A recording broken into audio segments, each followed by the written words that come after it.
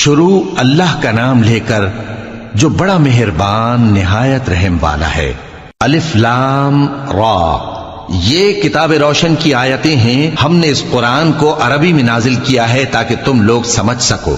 اے پیغمبر، ہم اس قرآن کے ذریعے سے جو ہم نے تمہاری طرف بھیجا ہے تمہیں ایک نہایت اچھا قصہ سناتے ہیں، اور تم اس سے پہلے بے خبر تھے۔ جب یوسف نے اپنے والد سے کہا کہ ابا، میں نے خواب میں 11 ستاروں اور سورج اور چاند کو دیکھا ہے، دیکھتا کیا ہوں کہ وہ مجھے سجدہ کر رہی ہیں۔ انہوں نے کہا کہ بیٹا، اپنے خواب کا ذکر اپنے بھائیوں سے نہ کرنا، نہیں تو وہ تمہارے حق میں کوئی چال چلیں گے۔